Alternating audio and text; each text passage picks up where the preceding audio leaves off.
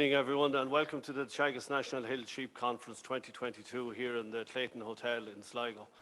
My name is James Keane. I'm the Teagasc Regional Manager here in Sligo, Leitrim, Donegal, and I want to welcome everyone here in the room and everyone at home that's viewing to the Hill Sheep Conference this evening. We have a great lineup of speakers over the evening, and we'll introduce each of the speakers as we come to them. But just first, I suppose, some housekeeping in-house here within the room. Just want to let everybody in the room here know that the conference is being recorded. It's on Zoom and it's been recorded live, so just to make sure that everyone knows that it's been recorded. We also, just for people at home that want to answer some questions, just use the questions and answers tab at the bottom of the screen on Zoom. You can type in your question there, and as we go through, after each speaker, we'll put in those questions to those speakers. For the people in the room here tonight in the hotel, you'll see around the room there's a number on a board there. It's 087 366 8657. So please text your question to that number and we'll answer the question as well. So there will be no roving mic, folks, just to make, because of COVID, there'll be no roving mic. And just to make to be aware, there's no audience or panel at the end. So your questions will be put to the speaker after the speaker has made the presentation. So look, I think we'll kick off. We're going to open the National Hill Sheep Conference this morning or this evening. I'm delighted to be welcomed here tonight by Frank O'Mara, our director. So I'll pass it over to you, Frank. Thank you very much, James, and good evening, ladies and gentlemen. And I'm delighted to welcome you to this, our 10th Hill Sheep Conference here in the Clayton Hotel, and online for those guests who weren't able to join us in person this evening.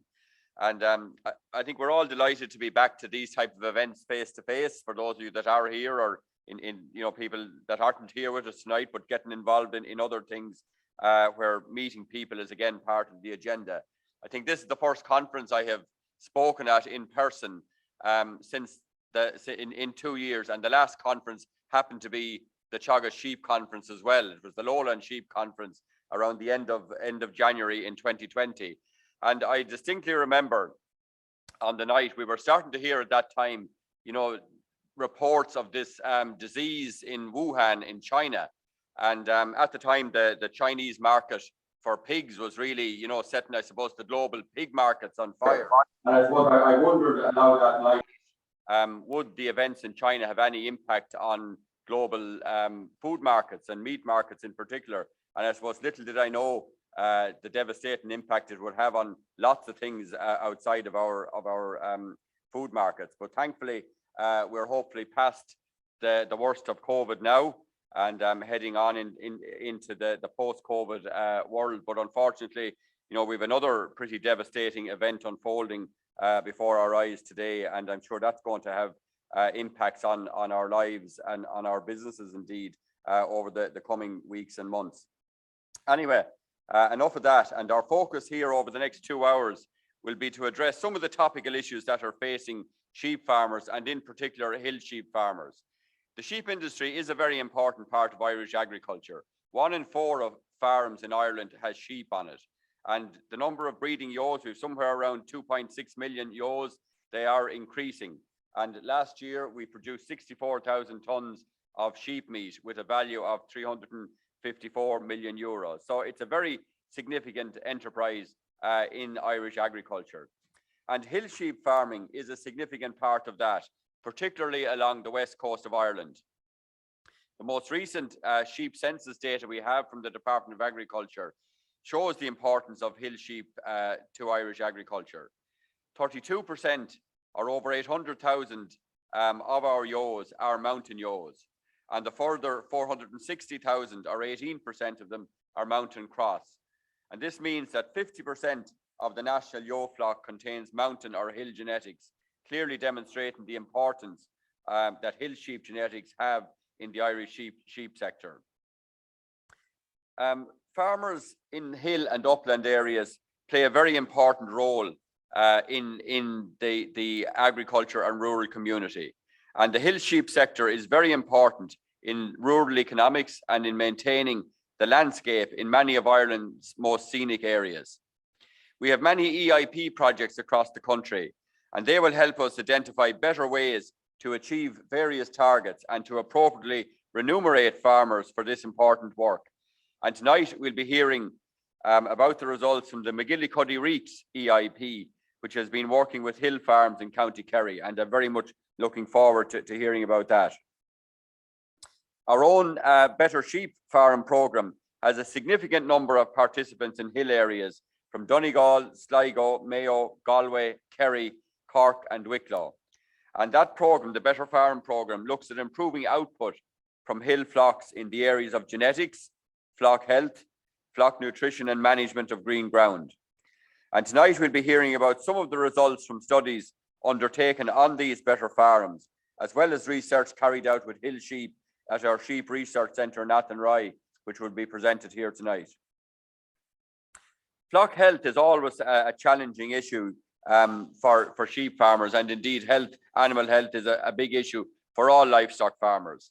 So maximising animal performance and productivity requires a comprehensive health programme. And tonight we'll hear firsthand about some of the challenges facing sheep farmers in this area. Firstly, we'll hear about the most common causes of mortality being identified in the Regional Vet Lab here in Sligo. And our second health paper is a joint paper looking at blindness in sheep. Now, blindness in sheep is something that commonly is raised at discussion group meetings and in our various consultations with farmers through our advisory staff. So the paper that will be presented here tonight is a collaboration between a member of our advisory staff and a local veterinarian. Teagasc is committed to supporting sheep farmers throughout Ireland. My colleagues in knowledge transfer, our advisory, education and research, they work closely with farmers and other stakeholders to assist hill sheep farmers to improve technical efficiency, margins and meet the requirements of the various support schemes. In recent years, the outputs from our sheep programme have demonstrated the ability to increase lamb meat production from hill sheep systems by increasing the body condition score of ewes pre-mating, reducing lamb mortality, and increasing lamb growth rate through better nutrition, genetics, and the management of flock health issues. Continuous generation of new information is critically important, and the incorporation and application of this information into on-farm production systems must be the aim of sheep farmers. And this is the mission of Teagasc, to generate that new knowledge, disseminate it, and help you as sheep farmers to make use of it. So I'd like to thank you, the audience, for joining us here tonight, either physically or virtually. It's great, as I said, to be here in person again. And I would also like to say thanks to all the speakers who are going to present here tonight, and to the many Teagasc staff who've assisted in the organisation of this year's conference. I hope that you're going to enjoy the next 2 hours and that you'll get some value from the information that's going to be given by the presenters or that's contained in the proceedings. So, Goramila Mahagud.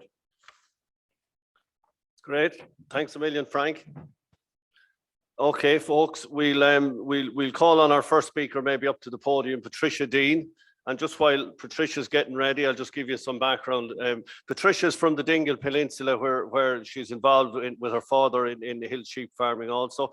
Patricia works with the local development company, the South Curry local development company, where you've worked with the MacGillycuddy Reeks development project.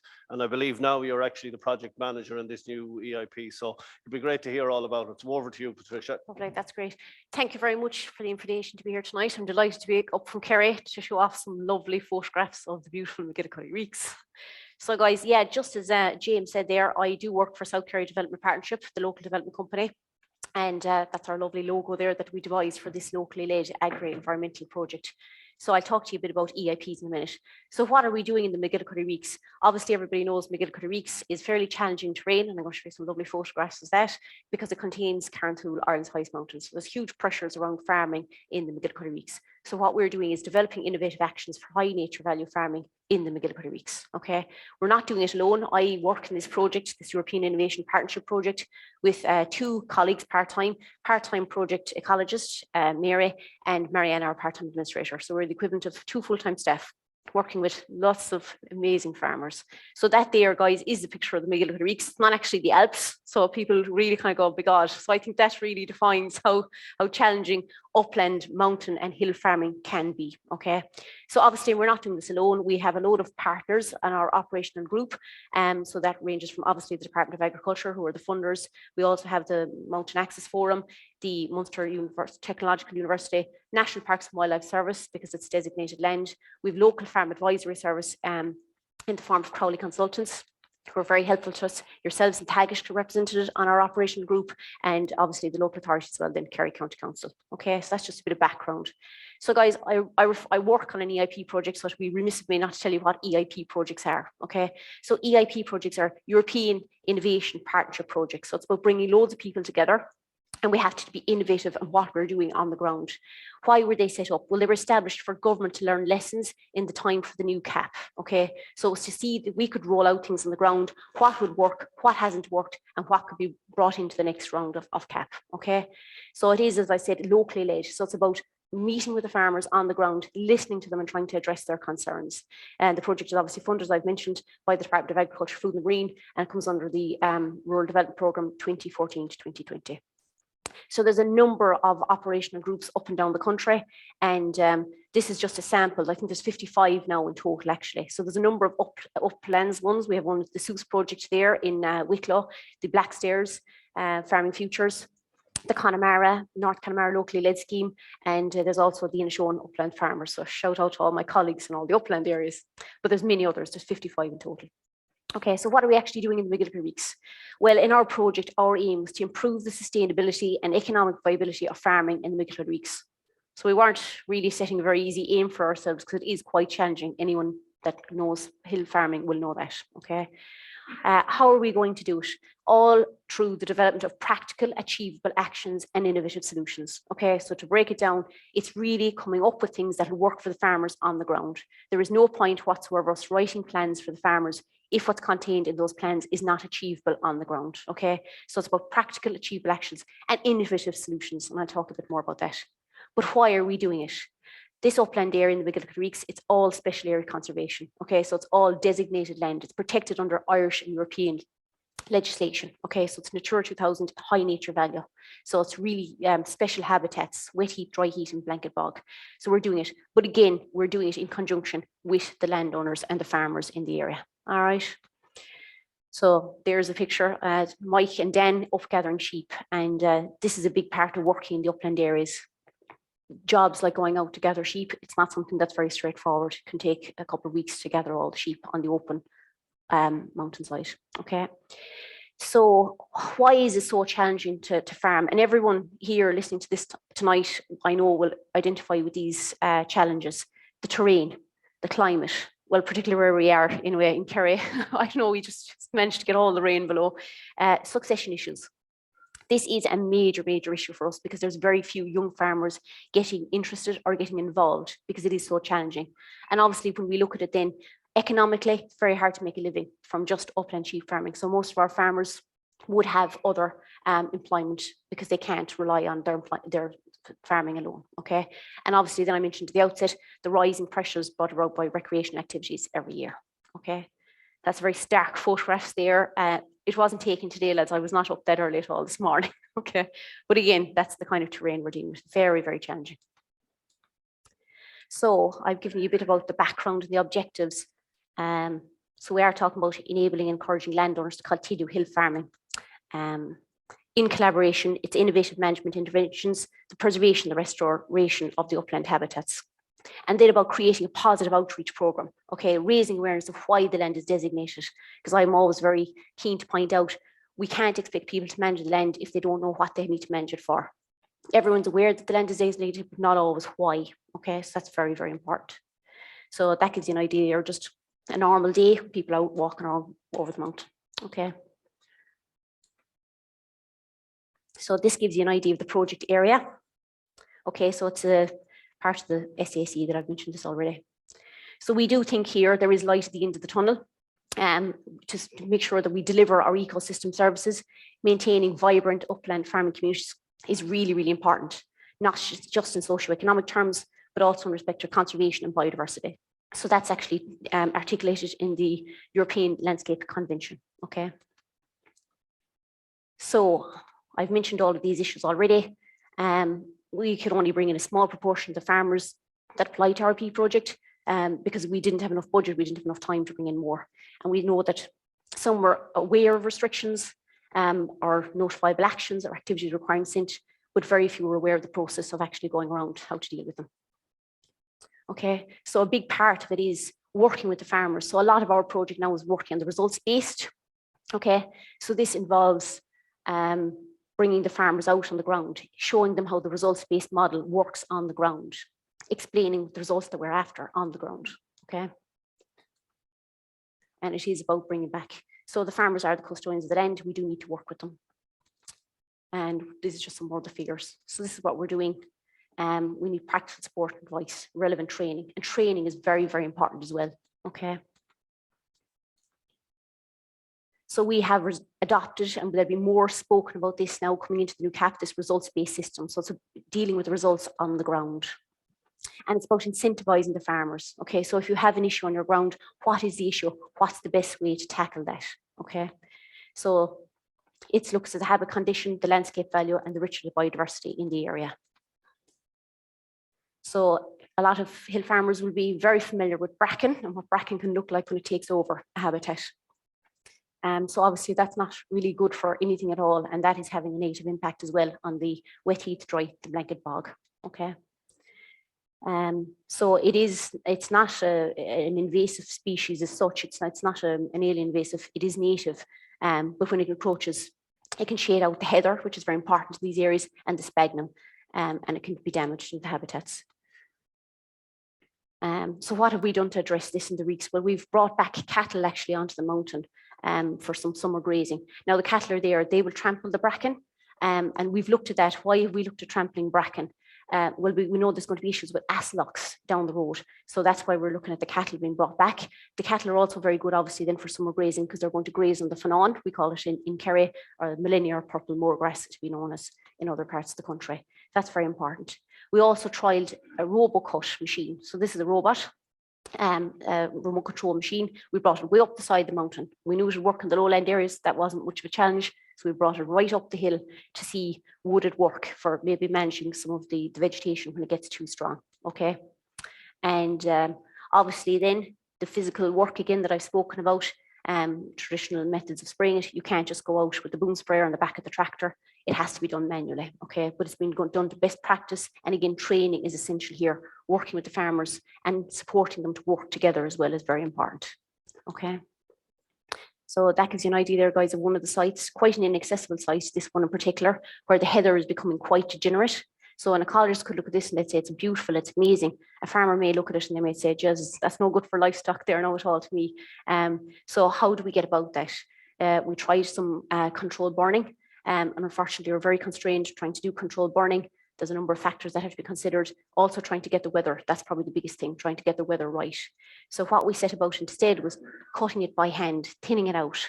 So you might say, oh my God, you're correct. But you can actually be very specific in what you need cut out in the areas where you need to cut out, okay? And that has actually worked quite well because we've used a lot of that heather brush, we've bagged it and we brought it to sites where we had treated bracken. So you're dealing with two issues at the same time. So hopefully then some of that heather brush will take to the area so you won't have erosion from bare ground, okay? So again, scrub, and this is an issue for a lot of people, but we know that definitely accumulated vegetation feeds wildfire. And this is going to be an issue going forward if we don't have enough people on the ground to tackle these problems, okay? So control grazing is very important. Dual grazing is very, very important to deal with these issues. So, but hard work, guys, must be rewarded. And that's what we really think is very critical going forward, because unless there's real payments behind this, people, the young farmers are not going to continue doing it. And that's very clear on the ground.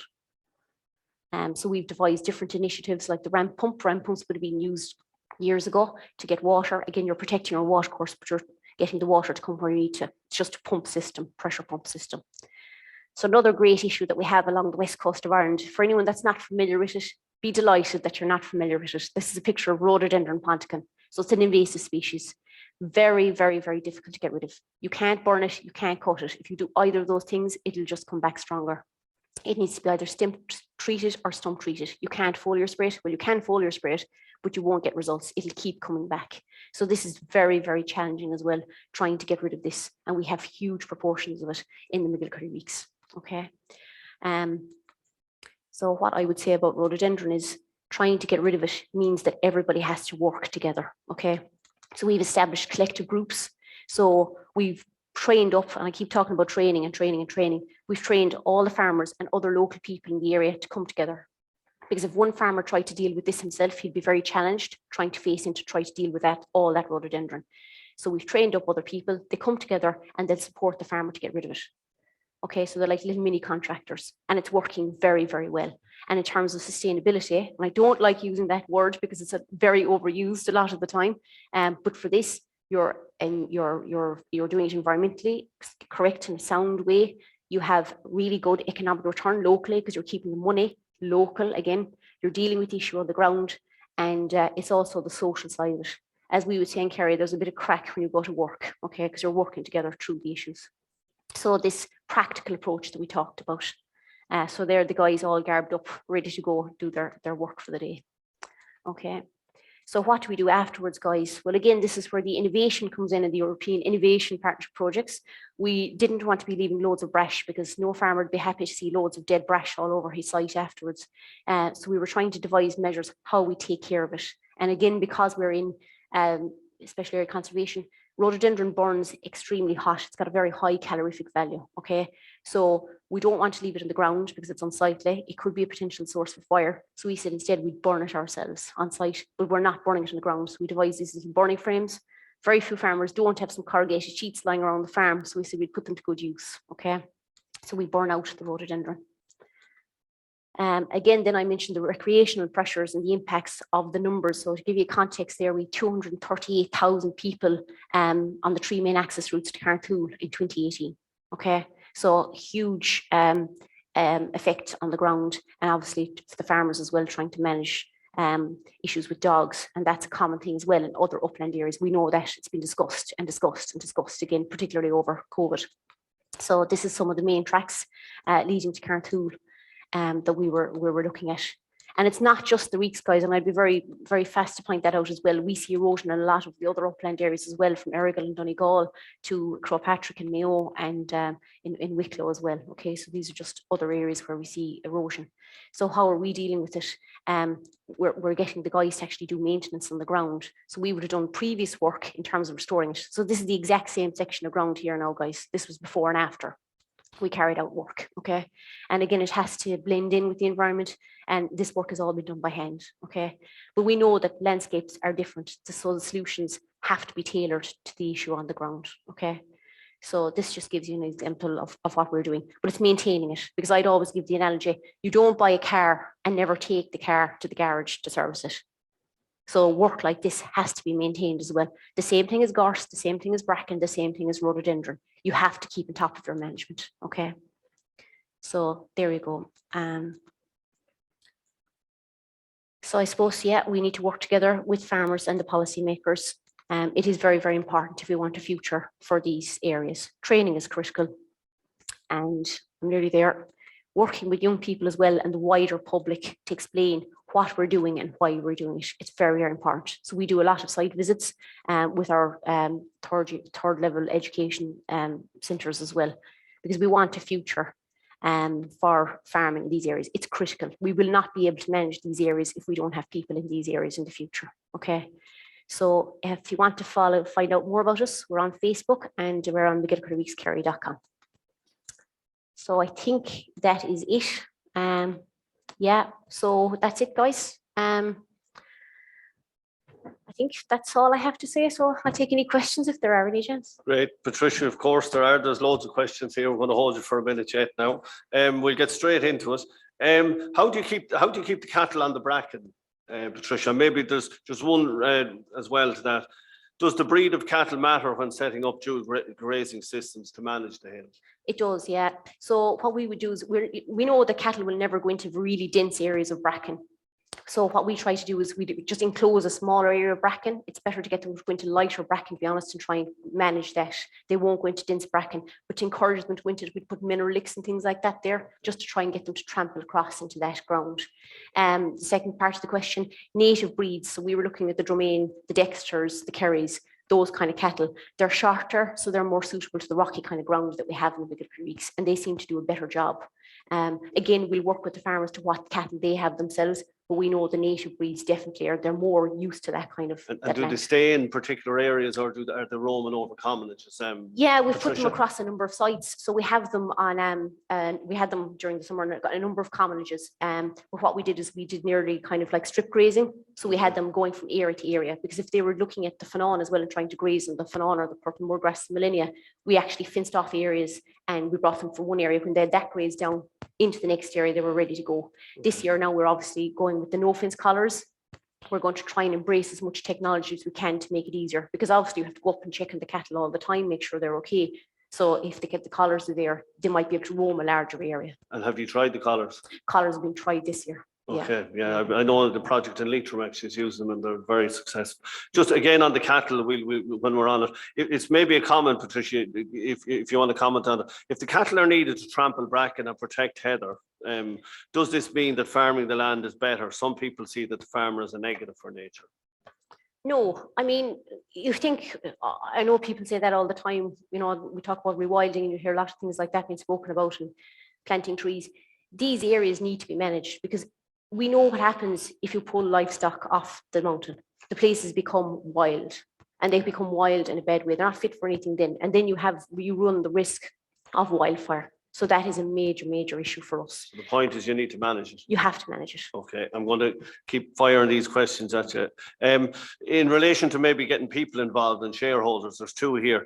Did you have any challenges, first of all, getting people involved in the project? And then how do you bring shareholders and commoners together? It's always seen as a pretty difficult maybe task. No, we were actually oversubscribed completely for our project. We couldn't bring in all the farmers. Now, I was fortunate enough, I think myself personally, that the farmers knew me. I've been working in the area for a long time, so we had a lot of probably trust built up with the landowners, and relationships were already there. In terms of commonages, like I say to the lads, you don't have to be best friends with everyone else in the commonage, but what we're trying to do is improve the commonage for everybody, you know. So I think that's why we got the buy-in as well, because we weren't going to do anything that was going to damage the commonage. We're only going to improve it. Okay. How do you see the results of the EIP being adopted into the policy into the future? Well, I think, again, the real thing is that you have to look at what's on the ground, you know, because I think, you know, generic schemes, for the want of a better description, they don't always deliver if you're not looking at what's on the ground. So a lot of these areas, the baseline surveys haven't been done. We don't know what's on the ground. So the Common Framework Plans, for example, would have been written up 20 years ago. You know, things change on the mountains very quickly. We know we're having drier summers and wetter winters. That's having an impact on the ground. Yeah, and I think, I suppose, everyone was talking about the future AECM. We're talking about results-based systems. Right. We'll include the commoners under the cooperation projects. Yeah, huge areas. Just to keep going, Patricia, do bracken poison and any issues with the cattle?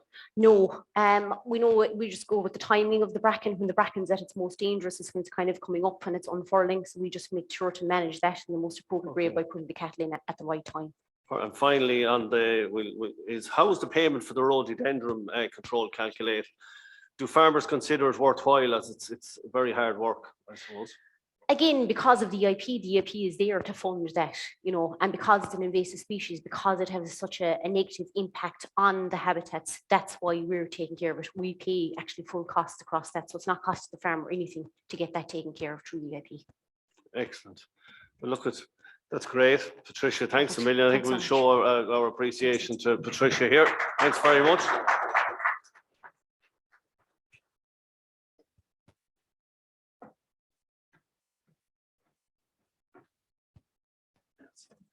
Sorry, I'm just double jobbing here for 1 moment. We just want to, when we talked about the, 1 second now. We just wanted to bring it to a local. Patricia's dealing with an EIP in South Korea. And when we had the opportunity, I'm just going to present 5 slides. There's a new project here based in the northwest of Ireland called the Life Wild Atlantic Nature project, right? And this project started last year in County Mayo. And you can see here, this is a long-term project starting from 2021 to 2029. It's an 8-year project. It's funded under the EU Life program. And I suppose we want to make farmers in the Northwest aware of this. There's a total budget of 21 million available there at the moment. The EU are providing 12.3 million, and the Irish partners are providing 8.3 million, okay? Very similar to what Patricia said, multi-actor project based on working with farmers in all these areas and community focus. But the main aims here, right? The aim is to assist and deliver in Ireland's prioritised action. So it's the management of the SACs in these areas. And you can see here, it's starting in Galway, covering Mayo, coming into Sligo, coming into Leitrim, and coming start and stop, and then up in Donegal. And this is a new project, and this is really just an awareness tonight to make you up. So it's a specific focus to protect and restore Ireland's SAC network of the blanket bog in the Northwest region. So there will be people online at home, there'll be people here tonight that could be maybe able to work within this project, okay? Very quickly, just to show you, this is Owen Duff, Neff and catchment from County Mayo. Started last year in 2021. 167 farmers took part in the scheme. There was 70% of uptake in the Owen Duff SAC complex, okay? So there's over 20,000 hectares within that project itself, okay? And no more than Patricia was saying, funding wasn't enough in Kerry. There was such a demand on this project and from the farmers in the Owen Duff Mayo region. They got an additional 680,000 euro for the funding secured for that particular project. So just to make you aware, there's 26 advisors, Teagasc advisors and private consultants involved with the project team, and we've 2 of the project team here tonight, but this is just an information. So farmers were trained in February 2022, and farmer payments are going to be made next month in March 2022. And I suppose, why am I bringing it in tonight? Well, I suppose it has come up that, look, as I said to you, these are the areas that are covered. Owen Duff Neffin is covered, okay. So this year in 22, this Wild Atlantic Nature project is moving into the Glenamoy in Mayo, the Ox Mountains in Sligo, Lough Nillen, Slieve Toohey and Slieve League in Donegal. So if you're at home, watching this conference and you have landed in any of those SACs, you will see in the next couple of weeks the Wild Atlantic Nature team will be putting on farmers meetings. So I suggest you go out to them and get interested and meet these people and listen to what they have to say, okay? Just in terms of, and Patricia mentioned it, like these schemes are going to be rolled into the new AECM scheme 2023 under the new CAP. These will fall under the Stream B, which is the 8 cooperation projects that you'll have read in the Farmers Journal and places like that. So as I said, those are the 5 new target areas for 2022. Farmers meetings are going to take place in March and April. They're hoping, this project team, that there's going to be 800 farmers in Sligo and Donegal going to participate in this. So if you're at home, as I said, you need to get interested in this. The farmers apply via simple expression of interest form. Talk to your advisor, whether that's a Teagasc advisor or private consultant. Absolutely talk to them and see if your land has fallen within those areas. Just to let you know that the expression of interest closes on the 30th of April, and farmers will start scoring fields from the month of June to August this year. So it's a huge opportunity to farmers, and that's why it's not on the agenda. I just wanted to push it in here to spend 2 minutes because we're to deal with a local audience. That's just the partners that are actually dealing with the whole lot. So Frank, apologies, you weren't maybe told that, but that's all I'm going to do now. So I'm going to pass over to you, okay? Is that Frank? Okay, thanks very much, James. Sorry, my fault. I was told that, managed to forget it Okay, in the 20 minutes beforehand. So, good evening, everybody. It's strange to be back up in front of an audience in a formal setting like this, but it is good to be back. So, look at, I suppose, oops, wrong way.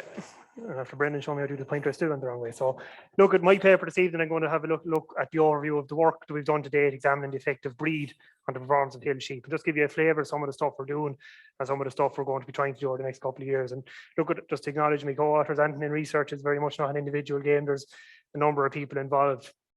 So look at, I suppose, to set the scene on it, you know, look at, Patricia has given us a very good outline of this, but hill farming plays a vital role in the economic health of rural economies. It's vitally important to the maintenance of rural natural landscape, you know, in Ireland's most scenic areas. Like I said, Patricia really well outlined that, but I suppose in order for us to do that, we also need a flock of sheep that's going to perform on the hill for us and going to give us back as much as we can get off that hill, you know. And one of the things that often comes up for us is, you know, what type of breed should we be using, what type of performance should we be getting? And, you know, there's different breeds or strains of the breeds, and across the hills in Ireland, be it the Scottish Backface or the Cheviot. And I don't need to tell hill sheep farmers the popularity varies by region and area. And I'm sure I could start a nice argument between you all here as to the benefits and merits of one versus the other. But I suppose the main thing within those breeds is not necessarily the difference between them, but are they reaching the performance targets for that flock? And look, the performance targets for hill flock will vary. A region or hill type will play a role in that. You know, but what are good production targets for a hill flock? What should we be aiming for? And look, the three I always come back to, I think, are three relatively straightforward ones for any farmer to calculate. You know, we should be targeting our pregnancy rates to be 90% or above. You know, the more ewes we have in lamb, the more lambs we have. Obviously, we don't want a whole heap of twins in that flock. We want a weaning rate of about 1 lamb per ewe joined. So ideally, we want over 90% of our ewes to be scanning in lamb, and we want a weaning rate of 1.1 to 1.2. You know, look, everyone knows how many ewes go to the ram. Everyone will know how many empties they have at scanning time. It's very easy to calculate those figures. You'll all know how many lambs you wean.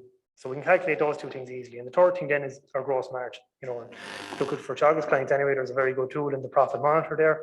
You know, if we have our records from during the year, we can get our gross margin and we can see where financially we're stacking up and compare that to our physical performance.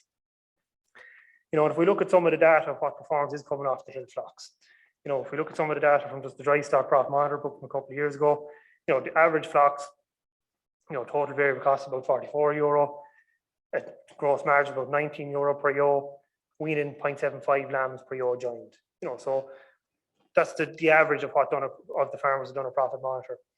The top 1/3 though, they were able to keep their costs down to €32 per ewe, have a gross margin of €53 per ewe, and wean 1.1 lambs reared per ewe joined. So a big variation and a big scope for improvement and differences in performance between flocks. But it also shows that it is achievable to hit those targets of, you know, rearing over 1 lamb per ewe joined and getting a gross margin of over €25 per ewe. I suppose the other target I mentioned was pregnancy rates. And I suppose I just picked out 3 of our better farmers' data from the last 4 years, the Wicklow, Kerry and Sligo better hill farm flocks. And this is just our pregnancy rates. And you can see it goes up and down. And look, we'll have good years and bad years. To take the orange line there, we had a health issue one year and it dropped off. But by and large, you can see most years it is possible to achieve that 90% around that or higher. It is an achievable target for hill flocks. You know, so we can hit those targets. I suppose it's just about how do we go about doing it, you know? How do we get there? So look, at myself and other colleagues have stood up over the years at these conferences and other meetings and talked about managing your body condition score and monitor, particularly at mating. And we know for a fact that's going to improve our pregnancy rates. You know, that's a hugely important thing on hill flocks. We get the condition right at mating, get more ewes and lamb. You know, we're off to a good start already. You know, can we improve the nutrition? We can. And look, at improved nutrition in the hill flock is probably a slightly different element to other lowland flocks as far as improving our green ground side fertility, grow a little bit more grass in the green ground so that we're able to have ewes in better condition at mating time, a bit more grass at lambing time, supplementation pre-lambing. And by this, I certainly don't mean everyone go away and house their hill ewes. I mean simple things like, can we feed some cobs outside? You know, have we extra ground that we can bring twins down to closed ground that we can feed them in the run up to lambing? Things like that we know would improve our performance and help us hit the targets. The other thing then is the appropriate genetics to suit hill grazing. You know, and I think this is something me and some of the colleagues in Teagasc are seeing more and more, that, you know, hill farmers might have drifted away in recent years away from the kind of traditional hill breeds, or Scottish Blackface and our Cheviot pure breeds, you know, and using more crossbreeds with the aim of thinking, yeah, well, look, I'll get more lambs. But realistically, what we want is those ewes to be up on the hill for most of the year. And for it to be up on the hill most of the year, we certainly don't want our scanning, the flock scanning 1.5, 1.6. We want it scanning 1.1, 1.2, so we have a good proportion of singles, and that we can go to the hill for most of the year with the ewes. So it's about using appropriate breeds for the hill. You know, not creeping crossbred ewes with the expectation that they're going to be managing raising the hill properly, which is ultimately what our aim needs to be. But I suppose the question this presentation is looking at, we're going to look in the next few minutes, is, you know, is there differences between those hill breed types and the different strains, and, you know, how do they affect the performance? I suppose this is something we're looking at the moment, and we're going to be looking at going forward as well, and we're doing work on. But, you know, when we look at some of the work that's already done out there, you know, previous work done by the likes of Norrie McHugh and Teagasc has shown that, you know, there's very little, when we look at the lowland sheep, we see more variation within breed types than between breeds. So within an individual breed, the variation will generally be higher than actually between the different breeds. You know, and look at some of the work that came out in Northern Ireland a number of years ago. where they were using crossbred ewes off hill ewes across different hill flocks. And while they saw differences in some performance parameters, ultimately the lifetime performance over the 5-6 years of the ewe was not affected by the different breed types. What they did see was that the purebred hill ewes were shown to graze higher up the hills and for longer, which is what we want, what we should be aiming for from a hill sheep flock. That's our ultimate aim. Looking at some of the work we've done, and this is an ongoing project on the County Cork Better Sheep Farm in November 2016, 2017, ewes were randomly selected. They were put to one of 3 ram types in single sire mating groups. There was Lanark, Swaledale, and a Dingle Scotch rams. Same rams were used both years. Basically, the ewes and rams were single sire mated for 17 days of the first cycle. Groups were collapsed then in case there was rams not working or rams that were subfertile. All the lambs were born and grazed in the farm, same farm, grazed the same way up until weaning time, so all managed in the exact same way. I suppose what we saw is probably what we would have expected to see. You know, we're not expecting to see mad variation within the breeds, and that's what we're kind of seeing, very similar to the lowland picture. No difference in the birth weight for these lambs born off these rams over 2 years. While we did see a difference in weaning weight, small difference here, ultimately they all hit the targets. You know, they hit good performance and good targets. So while we did see a small difference at weaning and average daily gain, all 3 of the breeds performed exceptionally, and you know, there would be no reason there that we'd say one was superior over the other necessarily. It was a very similar picture then when we looked at hogget ewes that came off them rams. So ewe lambs were retained from those 2 years, were bred back on the same farm. And we looked at them in the same flock. We saw a look at difference in mating weights. We would expect to see that. No significant difference in mating body condition score. We did see a significant difference in litter size, but ultimately it showed probably what we've been saying for years. We got the mating weight condition score right, and we got an acceptable litter size in all 3 strains, all 3, the Dingle Scotch, the Lanark, and the Swaledale. So while there was a significant difference, it wasn't a massive difference overall, and all 3 of the strains performed adequately and hit the targets we would have set for the flock. You know, and I suppose the final piece of that then is looking at the lamb performance from those hogget ewes over the 2 years. No significant difference here up to 7 weeks. And I suppose the reason we went to 7 weeks here, as we know from previous studies, basically is that the lamb performance up to kind of 7 weeks is predominantly driven by the ewe. So we looked at it up to that stage. No significant difference. Now look, I'll give the caveat that it's relatively small numbers. We're still following these ewes in this flock. We're still with this flock, so there'll be a more detailed analysis to come in later years when we have more of the data and we have more lambs off these ewes. But once again, no difference. So what we're seeing was what we would have expected to see based on the lowland flock. No major differences between the different breed types. You know, and that would stack up based on what we would have seen. So look, the performance difference up to weaning, they appear to be quite small. We've looked at this in Athenry as well. We do a lot of store lamb finishing studies, you know, so between the studies we're doing at the minute and what done by colleagues McGillycuddy and Noah Claffey in previous years, we've looked at, you know, different strains, different breeds, how they perform post-weaning. So in an ad lib finishing system where everything is controlled, and we can get a very good picture of it. I suppose this table has probably been used before, it's something Michael Diskin put together, and it was based on a number of years that where the Cheviot, Mayo Connemara, Lanark, and Perks, they were all purebreds of their breed or their strain, bought off commercial sheep farms. And what we saw again was a similar picture. We saw differences in some elements. So look, in the average daily gain, the Cheviots did outperform the 3 Scottish blackface strains. When we looked at the kill out percentage, the Cheviot and the Mayo Connemara outperformed the Lanark and the Perth strains. But ultimately, while we saw a difference in carcass weights, they were all quite similar.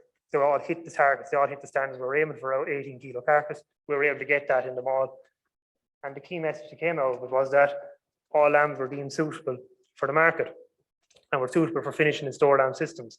So again, no major variation between the breeds when we looked at small differences in different areas, but not in the Med 1 breed overly superior to the other, or the Med 1 breed non-suitable for the market compared to the other or for a store lamb finishing system. But one of the things that did come out of that, and we see it every year, is the variation between the breeds really shows up when we put them into that finishing system. You know, we've seen it in the previous example with the Cork flock. When we looked at the lamb weights there, what we saw was that the variation from the lambs from each of the different sires was very similar, if not higher, than the variation across all the lambs, showing again that the variation within breed is often bigger and more important than the variation between breeds. And in the indoor studies in Athenry, where diet and environment is controlled and we're balancing for farm type and breed, we see that really come to the fore. And if we look at 2 examples of that, We have a group of ram lambs, they're in the same pen, they're offered an ad lib concentrate diet, they're balanced for source, farm source, everything is kept the same. You can see they're starting off with an average weight of 22.6, minimum weight 21.3, maximum weight 23. So a difference of 1.2 kilos, a very similar tight group of lambs. They're all in one pen, they've ad lib access to concentrates, all getting treated the exact same. 3 weeks later, average looks good. Once again, we're going to show the danger of looking at an average is a dangerous figure to look at on its own. But you can see now the variation, there's 5.6 kilos of difference between the lightest lamb in the pen and the heaviest lamb in the pen. So a huge variation. And what's not happening is the lightest lamb here is not the lightest lamb here necessarily. Some lambs are passing out other lambs, some lambs are falling behind. Same thing happens again up to week 5. And that's the same for the wethers, not as pronounced, but we're seeing it happen. So a huge degree of variation, even where the diet and environment and everything is controlled for the same breed type. So what's driving that? And the realistic answer behind that is most likely genetics. Who is siring those lambs? Who's siring the lamb at 25.2 versus the lamb at 26.4? And likewise, what sire of the lamb is there at 36? How we don't know what those genetics are within a hill flock. And we need to get to a stage where we can identify that genetics. And look, I'm not going to stand up here and say that's an easy thing to do, or that's going to be a quick solution. But that's where we need to aim to and get towards, because we see this huge variation within breeds, and we need to be focused on that rather than maybe worrying about the variation between breeds and which breed is better than the other. And when we look at that in a kind of another example, back to the better farms again, we done this study a number of years ago. It was done on Dave McLaughlin's farm when he was in the Better Farm program. We had the same three Lanark rams using the same farm over 4 years, I should say, 2014, 15, 2016, and 2017. Big number of progeny gathered from each of the rams. No difference, significant difference in birth weight.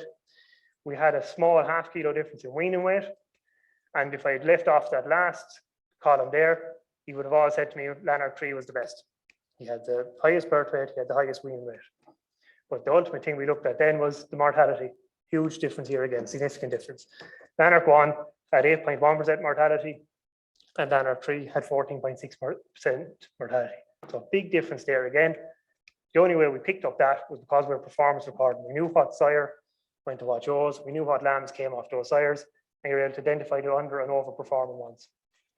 Like I said, that's a hugely important thing, and that's something we're looking at within the better farm sheep flocks, and it is survivability. Because ultimately we want these ewes to go off to the hill with their lambs, but they need to bring them back as well.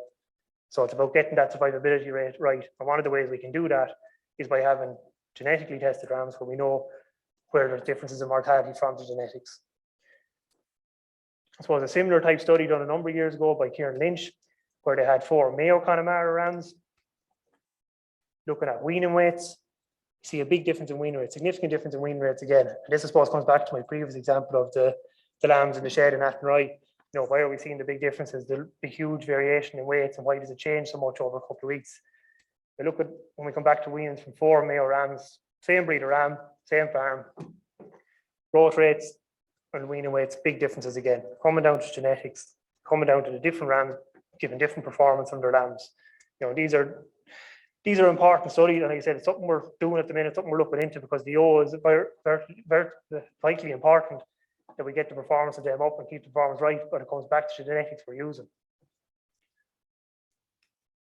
So look, the 4 key take-home messages. I'm going to go take my time going through these because it looks like a heavy slide, but it's not. Look, there is performance distance between the breeds and strains. There's no point saying anything different, but they're generally quite small.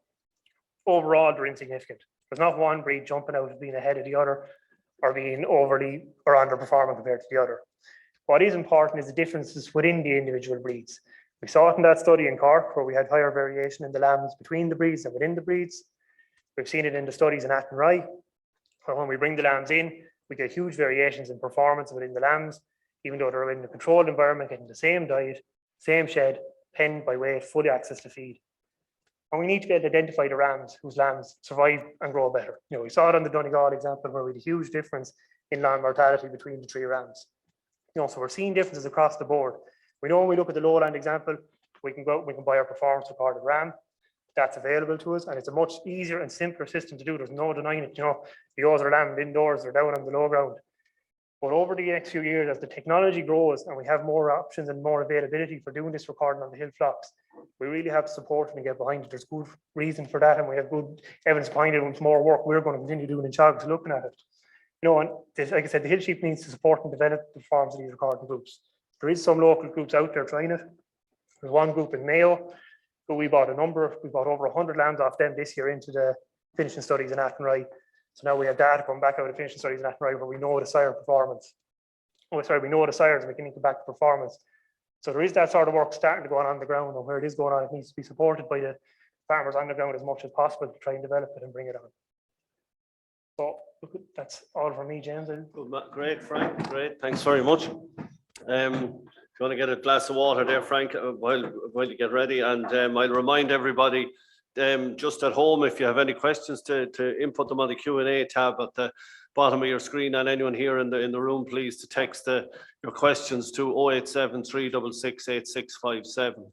Okay, Frank, just a quick one here. Just in relation to the pregnancy rates in hill flocks, right? A question: where pregnancy rates in hill flocks are low, what's the first area to check for, or what's the farmer? Where does he look for first? Yeah, look at the first area, James, is the old condition score and weight at mating. So we've done this on the better farms over a number of years, and we see it particularly when we start with new better farmers that as we get the condition and the weight right of mating, we get the pregnancy rate to rise up and up to 90+%. You know, and I think you would have seen on the graph this year, for most of the flocks, is well above 90% this year because we had the condition score and the mating rate right. So condition score before mating. Excellent, thanks, Frank. Just another one, maybe it must have been in relation to your presentation. How many rams of each breed were used? Was it a ram effect or a breed effect? Yeah, to look at in the core study, there was 4 rams used. There was 2 Lanarks, a Swaledale, and a Dingle Scotch. It's a small number. It's a case study. You know, it is. Yes. But we're giving a case study and a practical example on an actual farm where we're seeing it.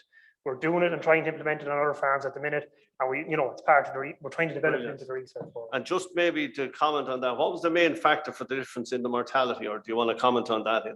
You showed it there. Yeah, and look at in that study, we're putting it down to the ram. You know, we were in the same farm, they were grazed in the same manner in an enclosed hill, and it's the only difference we've seen is the ram. And it was, like I said, it was that over 4 years. We had over 100 progeny from each of those 3 rams. So we're putting it down to the ram in that situation. Great, and there's a few here just in relation to ram recording. Obviously, the hill sheep meant to try to get to improve hill flock recording. Are there ways that it can be made easier, Frank, for farmers? Like, how can we make it easy for them to we want them to take it on and record the sires and that? You want to comment? Yeah, so look, there is, James. Look, there's no way around it that there's a bit of work involved in it, but there is ways of doing it. You know, and I suppose we see with the better farmers where we're doing it, you know, there is ways of doing it. I suppose it's about starting at the start of the year, you record what rams go to the ewes. You can come along at lambing time, tag your lambs, or at least tag a proportion of them, and link them back to the ewe, and then you're able to track that performance of the ram back. There's no magic solution to it at the minute. Hopefully, as technologies improve and things get cheaper, we might be able to go down the roads of using genomics where we can take DNA samples, but at the minute that's just too overpriced for a commercial setting. And do you get resistance from farmers to use these performance recorded rams? Look, maybe I'm in the less company that I'm only dealing with the converted, but there is a certain wariness, and I understand that to the level of work that goes into it. You're dealing with farmers lambing in an outdoor situation, in not the easiest of conditions most of the times. But what we've seen with the better farmers over the year, and I'm going to go back to Dave McLaughlin in Inishowen, who's on the top of the country facing out into the North Atlantic Ocean, and he just has a good system in place. You know, he has himself set up that he has his lambing paddocks in such a way that he can move the ewes into a small pen, tag them, and move them across them into a different pen. And that video is actually on YouTube from last year's sheep conference. Brilliant. So I think it's about being organised and set up, and there's ways to do it. Perfect, Frank. I got just another few finally for you. What recommendations would you have to farmers trying to identify superior rams? Say that again, what recommendation would you have for a farmer trying to identify superior rams, I suppose? Yeah, well, look, I think it comes back to the previous answer. The way you identify it is you have to go back and see what's the performance on the ground. So look, obviously you have to pick a ram that looks right, it's physically right. But then the next thing is you have to see, well, what's on the ground. So even if it's as simple as picking a couple of rams, single sire mating them for 17 days, and then tagging some of their lambs at birth so that you can start to get a flavour of it, you know, and build yourself up into it. Yeah. You've 300 jaws, you might be able to go away and do them all, but if you have a couple of rams that you're picking your lambs off, maybe do them for the first couple of weeks. Perfect. Just to mention the Better Farm program, Frank, a question here: are all the hill sheep better farms using rams with ancestry information in order to improve breeding on these farms? No, at the moment they're not. But the problem, the challenge there, James, is getting rams that have that ancestry behind them. We don't have it. You know what I mean? And like I said, there's local groups trying to do this, and they need to be supported now because it will take a number of years to build up that ancestry and that data profile. Brilliant. Just another one here, Frank. Does having sheep grazing hills for longer time during the year cause damage to habitats? Ecology is probably not one for you, but that's the question that came Look, through. we're talking about sustainable grazing, James. You know, we're not talking about overgrazing, but we have a lot of hills that are undergrazed, and we do need to get it on top of that too. So it's a sustainable grazing. What stage of life did the lambs die for? In that, it's probably back to the Lanark study. in Donegal. Sorry, yeah. That was mortality from birth up until weaning. And what's the biggest challenge to farmer moving back from crossbeds to full hill yolks? What we're seeing with the flock in Kerry, anyways, that we had got to a stage where we're probably 75% crossbred yolks. So it's not, and especially in a hill situation where you want to heft onto your hill, you can't just go out and buy a big chunk of yolks. Yeah. So it's about breeding it back. It takes time to breed those purebred genetics back into the flock. It's a slow burner. It takes a long time, especially if you're breeding from within, because you want to keep them hefted onto your own flock, or your own hill, I should say. Brilliant. Great. Look, Frank, thanks very much. Thanks a million for that. And we'll show Frank our appreciation. Okay. Our next speaker is Shane McGettrick, and Shane will get set up there. Shane is from Sligo. He's a local man here. He's a senior research officer in the laboratory here in the Sligo Regional Vet Lab. He graduated as a veterinary surgeon from UCD, and he's certified veterinary pathologist specialising in farming and animal pathology. I suppose he has a particular interest in improved diagnosis and awareness of, disease and sustainability of Irish farms. So I'll pass it over to you, Shane. Thank you. Good evening, everyone. And as all the speakers have said, it's great to be talking to a live audience again. And thank you very much to Teagasc and the organisers for inviting me to speak here. It's great to get an audience of hill sheep farmers. You're an elusive bunch to get speaking to all in one go. And I hear that there's a lot of online participants to this tonight. So it's great to have such an audience, and fair play to Teagasc for putting it together. So I'm a vet working in a regional vet lab in Sligo. I'm based out Manorhampton Road in Sligo Regional Veterinary Laboratory. And just to give you a little bit of background of who we are, we're a national network comprising of six different locations. So there's a regional vet lab in Sligo, Athlone, Limerick, Cork, Kilkenny, and our headquarters is in Backweston. We're a network, so no matter where you access us, you get the same treatment, the same results, the same expertise. I'm not blowing our own trumpet on it, but sometimes you have to on these things.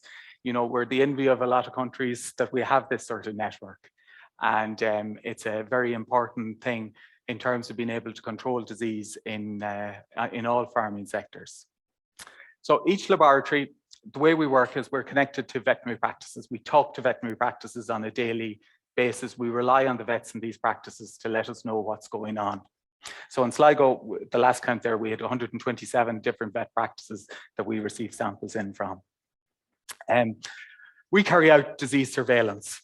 So what is disease surveillance? Well, really it's monitoring patterns and trends of what's causing disease in animals. So there's various types of disease out there. Endemic disease are things like pneumonia, parasites, that type of thing that cause day-to-day problems that are within flocks. We give advice on diagnosis and prevention of those diseases. And a big function we have as well is that we're the first line of defense for incursion of any of the exotic diseases. So if foot and mouth comes calling in the morning, it'll be me that'll have to put on my wellies and go out and try and confirm it or not. We also are involved in trying to detect and monitor emerging diseases, various zoonoses and various things that are going on. For the last few months, for example, I put up our swan there because we have been inundated dealing with avian influenza outbreaks throughout the country. In addition to all that, and a key role that we have is that we provide a diagnostic service to farmers through their vets. The type of surveillance we carry out, it's called passive surveillance. So what this really means is that we're reliant on you, the farmers, we're reliant on the vets to send the cases into us so that we get to know what's going on out there. We're not the guys that's going to come out to ever do an inspection, anything like that on the farm. If we're on your farm, it's because you've invited us out there to deal with a problem you have. And we take that role very seriously, that we're there to support farming and that we're trying to assist in the control of disease and improving production on the farms. In order to do that, we need to be relevant. So that means that we need to have quality results. We need to have good turnaround times, and we put a lot of effort into that. We also are reliant on, the private vets that are out there to identify the cases to send into us, and we're reliant on farmer cooperation to send them into us. So how it works, if you need us involved in a case, the farmer, yourself, you'll contact your vet. The vet will book the animal in with the RVL. They'll talk to one of us, and then the farmer delivers it to the RVL, and we send the report back to the vet, who then deals with the disease on the farm. I apologize for the pictures. I think I'll go to bring down the tone of the evening. I have a lot of gory pictures to come. They're not going to be as nice as the nice pictures of MacGillycuddy Reeks. But this is just the life I live, and it's all normal to me at this stage. So this is the nicest picture I probably have. These are some very well cared for sheep that we have at the back of the lab in Sligo. But the graph there, and for whatever reason, when I was putting it together, I hope you can see it, the highest cause of mortality in yos actually came out on the bottom. So the most common diagnosis we find in sick yos coming into the lab is respiratory disease. We also see a lot of parasitic diseases, and that together with enteric disease. We see a lot of metabolic conditions, especially in yos coming up to lambing, and I'm going to speak a little bit about that, and that can cause septicemia, blood poisoning, that type of thing. And we also see, probably not so much in the hill sheep farms, but in the silage, if there's a lot of silage fed sheep, we see listeria, we see various CNS conditions. So get into some of the gory pictures. So this was an in-lamb hogget that came into us 2 weeks ago. Sudden death. There had been a few animals dead on the farm. All happened very suddenly, very acutely, and it was a suspect poisoning. The only thing we could see, and the only thing the vet had really noticed before it sent in, that there seemed to be a lot of froth in the airways. And this was pasteurellosis, and this is so common, and respiratory disease, pasteurellosis in sheep, kills sheep very quickly. Those of you that are used to cattle know that you sometimes get a bit of warning with respiratory disease in cattle. You get a chance to treat them. That's not usually the case in sheep. Usually it's a sudden death. Another animal that died from a respiratory disease this time, this is a 4-year-old Joe, ill-thrift, and again with a frothy nose. I hope this video works. Again, this is very gory, but as I say, it's what I'm used to. So this is the lung from the animal, and we're picking it up and we're turning it over, and the picture is actually upside down, I think there, but you can see there's a lot of fluid coming from it. You just have to believe me that that's very unusual. And the reason that there was so much fluid coming from that Joe is because she had a disease called Ovine Pulmonary Ethnocarcinoma. And this is what's called an iceberg disease. And I'm putting this up on purpose because it's a term that I'm seeing more and more, and I want people to understand what an iceberg disease is. So what an iceberg disease is, that what you see is only the tip of it, that there's a lot more there. So when you see a case of ovine pulmonary adenocarcinoma in a flock, there's likely a lot more there in the flock suffering from that same condition. OPA, ovine pulmonary adenocarcinoma, it's a virus that gets into the lung. It causes a tumor in the lung. The tumor produces a lot of fluid, and that tumor actually causes the animal to suffocate in the fluid it's producing. It's one of the very rare things in nature that we see a virus causing cancer, and that's one that's very common in sheep farms and becoming increasingly so. Other diseases we're seeing like that are caseous lymphadenitis, which is a bacterial disease that gets into the lymph nodes. Border disease, which is basically BVD in sheep. And as the BVD eradication program is coming to an end in cattle, there's going to be an increased focus on border disease in sheep. Johne's disease, another one maybe you're more familiar about hearing in cattle, but it can affect sheep too. It causes ill thrift, severe disease over a lot of time. And then the final one I'm putting in here is Medivisna. Nice name, new name. We didn't think we had it up until a few years ago, and we've identified a few cases of it recently, and it's something that all sheep farmers are probably going to be hearing more and more about, so I wanted to mention it. Another gory picture, poor old Joe on her back, 3 weeks off lambing. we see an awful lot of these. We see an awful lot of yos coming into us around lambing time. Lots of reasons for it. One of the main things we see as causing this is liver fluke. You know, liver fluke in outwintered sheep during mild winters, it causes a lot of damage to the liver. The liver is there. You can see there in the pictures, like that. That's all the fluke oozing out of those livers. They destroy the liver as the larvae migrate through it.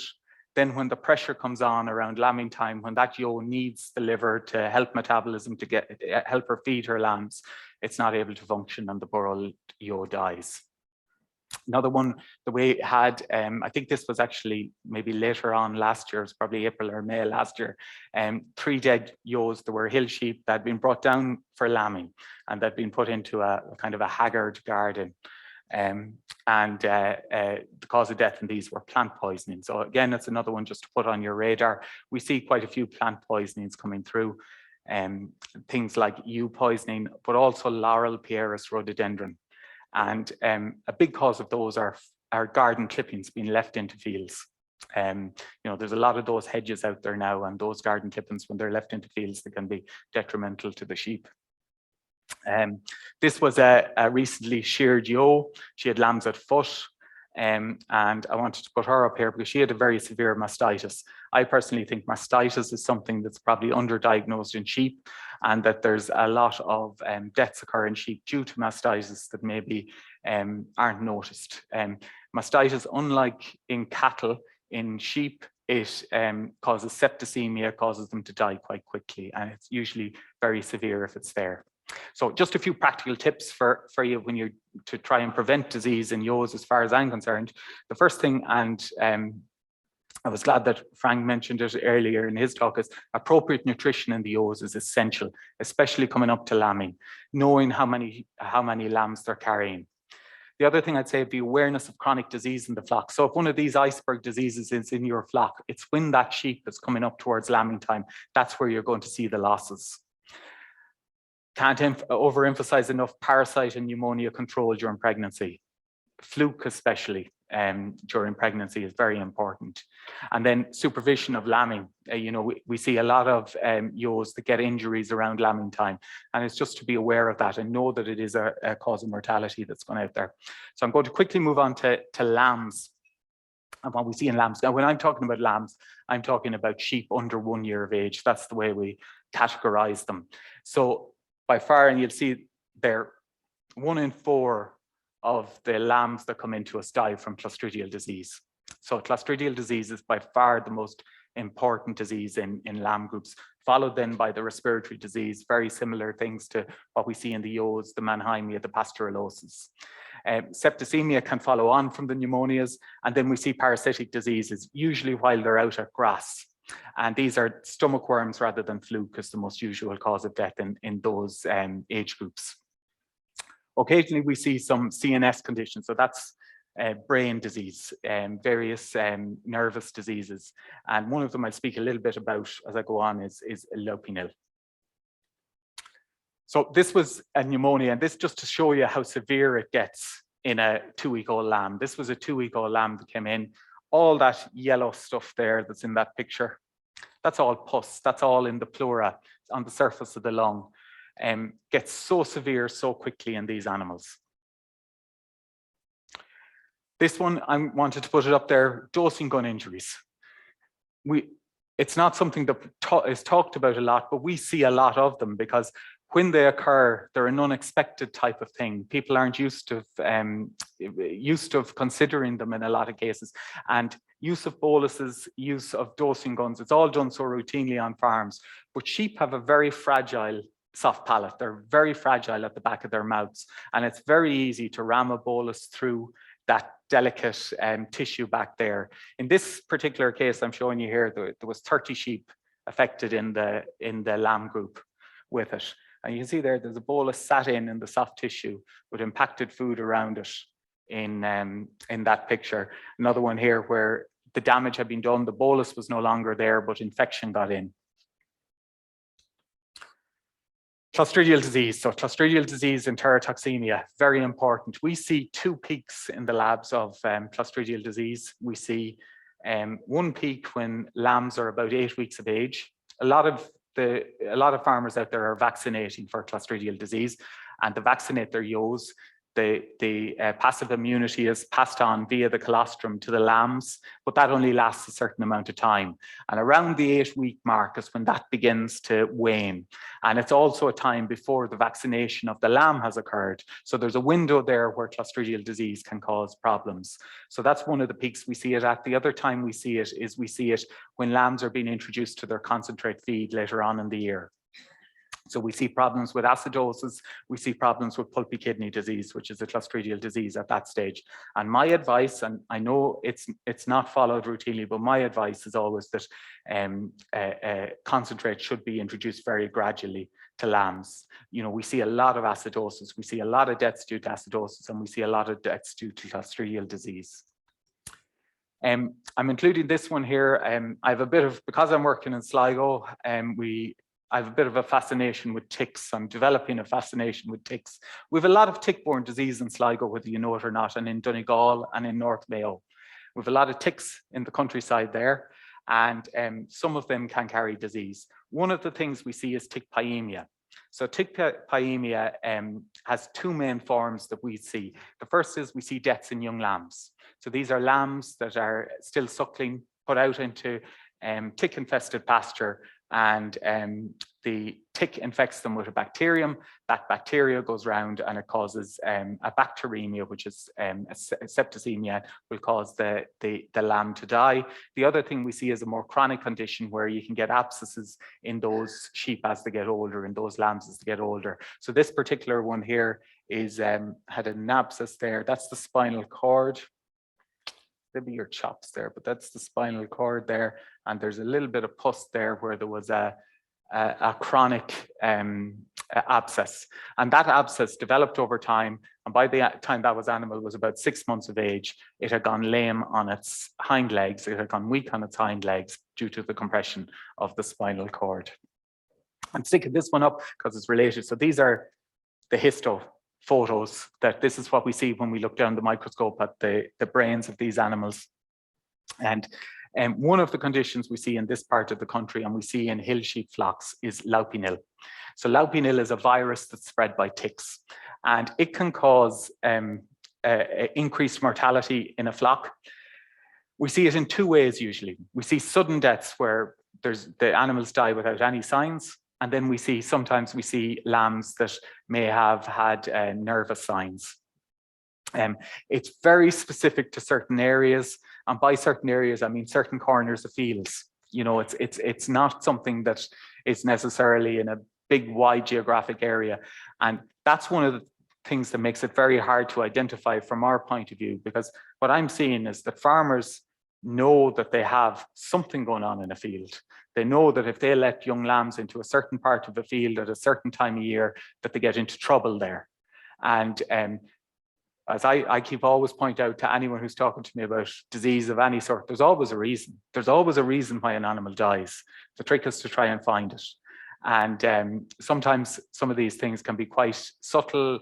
You know, it's not necessarily evident, but when you talk to the farmer, when you hear what's going on, it begins to make a bit of sense. So we're doing quite a bit of work on Laupinil at the minute. So just a few practical tips to put together for maybe preventing disease in lambs. This is the only picture I have that can rival some of Patricia's. This is Case Hill. So Clostridial disease vaccination, that's crucial.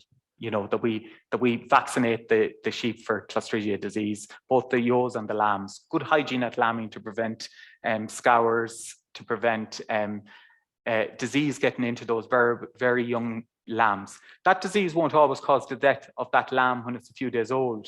That disease sometimes can go chronic and could cause the death when they're much older again. So it's good hygiene is very important. Going hand in hand with that is a colostrum management plan. Good quality colostrum.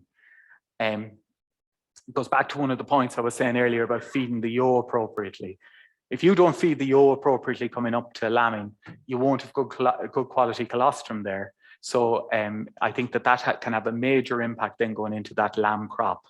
One of the things I've seen in some of the outbreaks we've been dealing with is, the protein levels in the concentrates, if concentrates are being fed coming up to lambing, seem to be very important in terms of that colostrum quality. And then the other things is just gradual introduction of concentrates to growing lambs. That's what I recommend. It's not always done, but it's what I recommend. And it's especially important if they're being fed indoors for the finishing period. And then tick control if on infested land. Quickly going to mention, because a bit unsavory, is the ovine abortion. Very important. Point I want you to all realize is that spontaneous ovine abortion can occur. So lambs can be aborted for no infectious reason. They can also be aborted because there's a problem with the yolk health, rather than an infection that's there causing the abortion in itself. It can be because the liver or the yolk mightn't be great. It can be because there's an underlying problem in that yolk. Of the infectious causes that we see, the two most important ones we have are chlamydia abortus, which is enzootic abortion of yolks, is the disease, and Toxoplasma gondii, which is toxo abortion. You're probably all aware of hearing of these. There's very good vaccinations out there for both of them. The crucial point, though, is to know which of them is causing it, so you know which to vaccinate against. So this is just a slide to make my point about the importance of yolk nutrition. This was the opposite of poor nutrition. This nutrition was far too good. This was twin lambs from a hogget. You mightn't be able to see the weights there, but 7.3, I think, and 6.5 kilos were the lamb weights. And that particular farmer lost a lot of animals that year through lambing difficulties just by getting the nutrition wrong. So I wanted to make the point about that. If you're submitting samples to us, and if you're looking for a diagnosis, please include the placenta. We get in an awful lot of samples of just the fetus, and most of our diagnostic tests work best on the placenta, because in most cases the abortion is caused due to placental insufficiency. It's a problem with the placenta that cuts off the nutrition, the bloodstream that's going to feed that lamb, and that's what causes the abortion. So if you're bringing stuff into us to investigate an abortion, include the placenta. Again, some just practical tips together for the ovine abortion. So main thing is isolate aborting yolks in case there's something infectious there. Remove any bedding that might contaminate, because if it is infectious, it can be spread to a lot of the yolks that are lambing down at the same time. You might notice the problem this year, it'll be next year. A lot of these, especially toxo and EA, they get into the yolk one year and the abortion occurs the following year. So I keep saying to guys when they're dealing with abortion outbreaks is usually get a bit of a warning the first year, and then if there's a storm going to come, it's going to be the second year that you'll find it.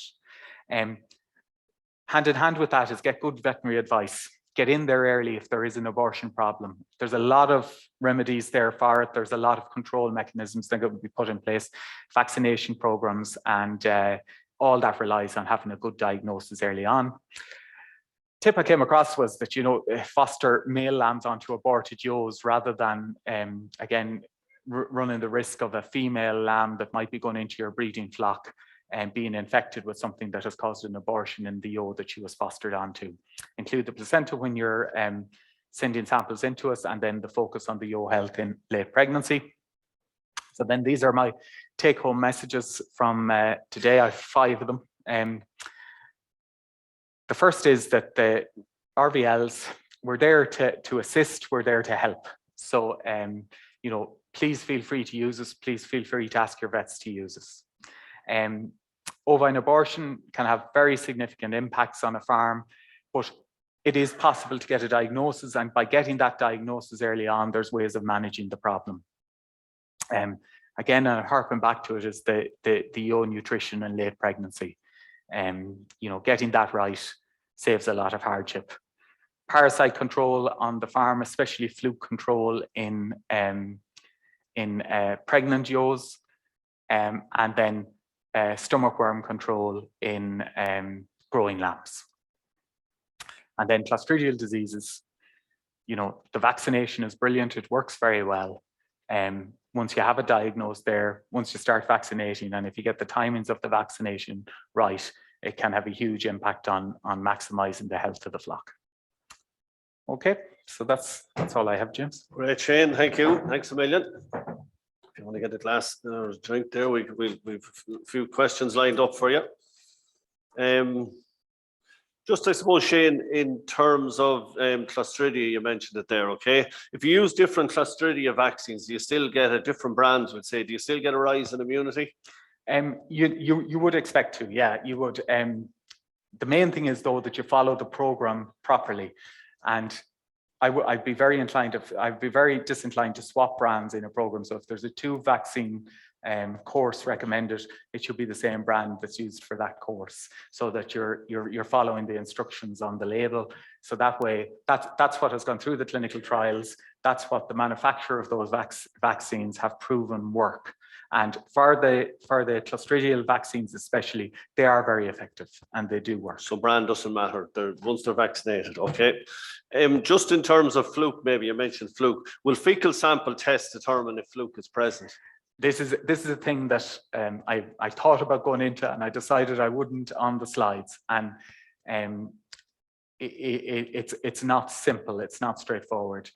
Most of the disease caused by fluke occur in the immature stages. So it's the larvae migrating through the liver.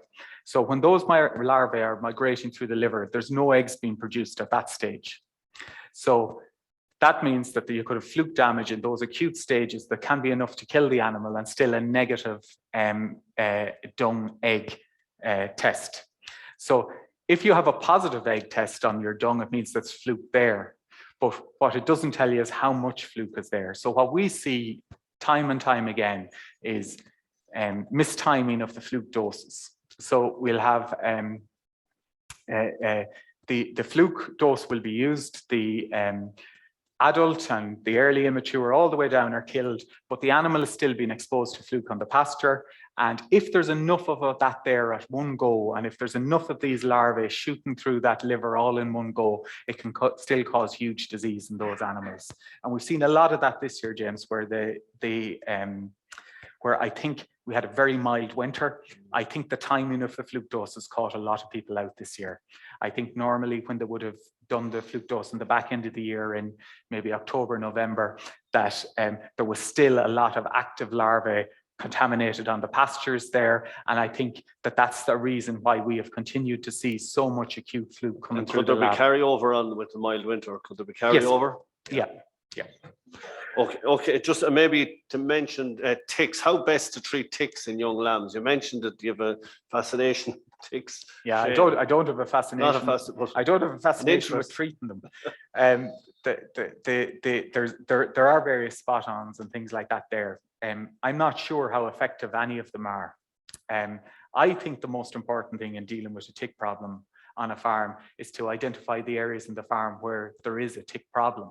So contrary to what a lot of people believe about ticks, it's not all bogland they're found on. What they like is dense foliage. So the borders of fields around hedges is where you find a lot of ticks.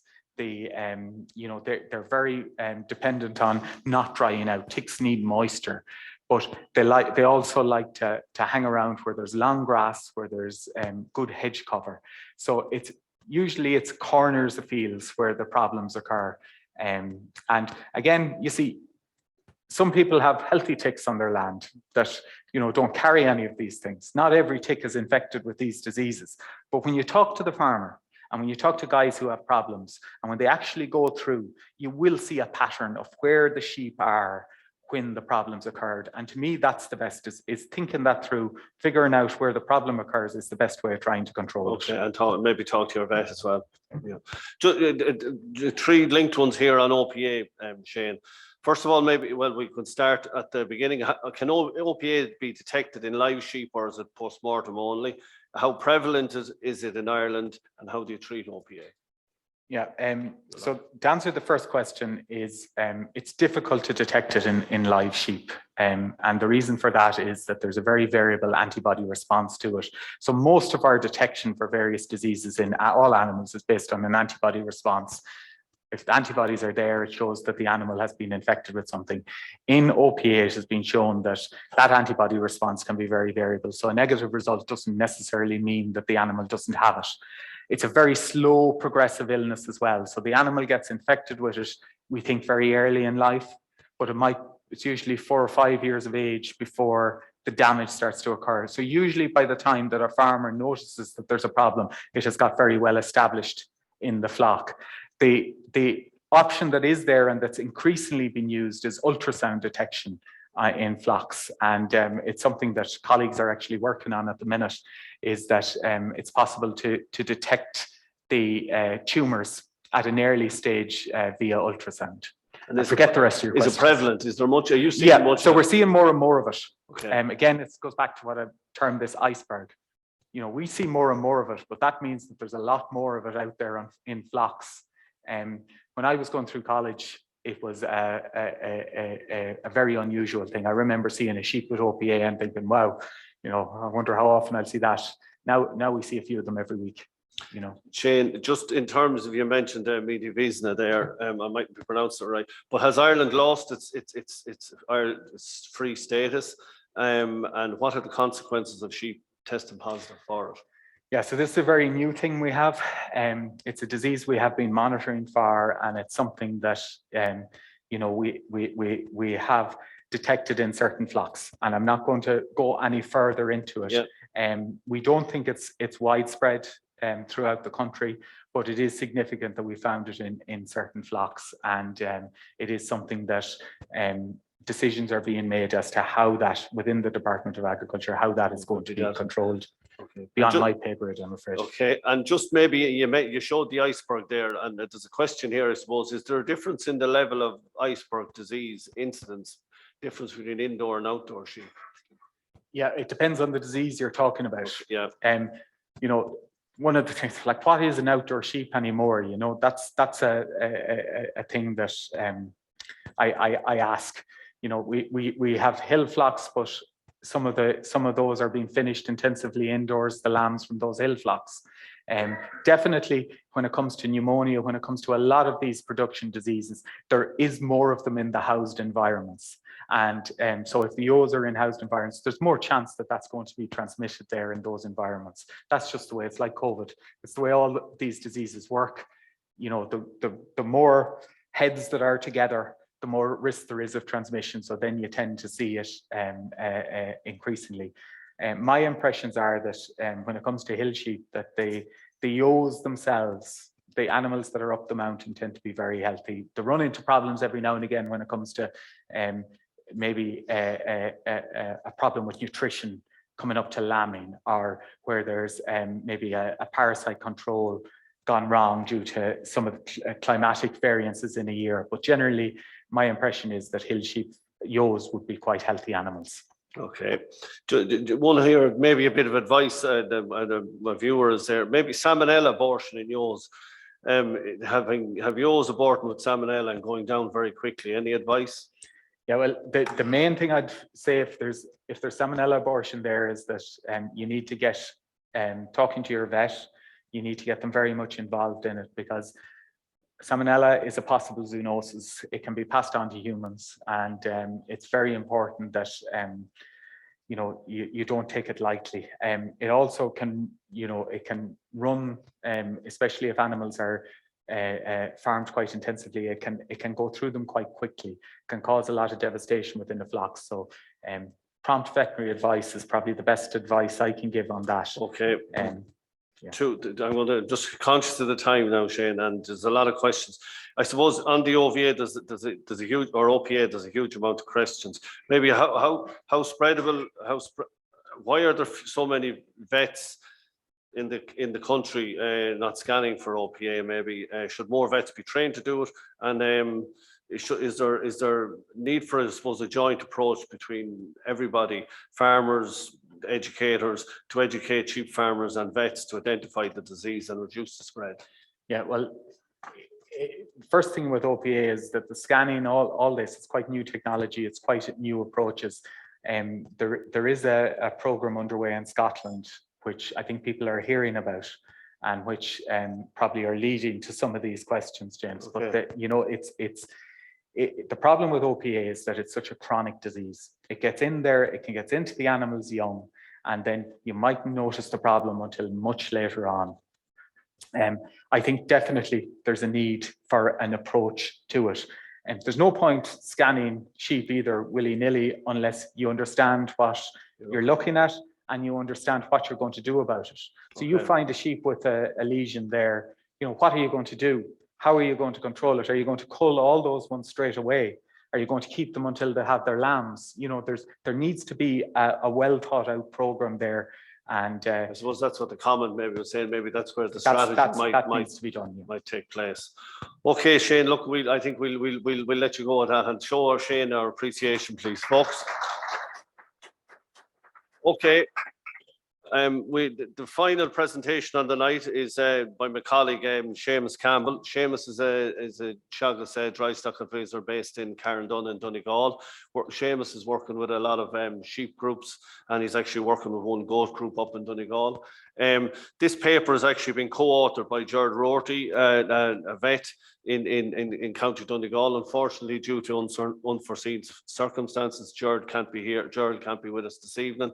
So Seamus is going to present, and we'll take questions at the end. So over to you, Seamus. Yeah, thanks a lot there, James.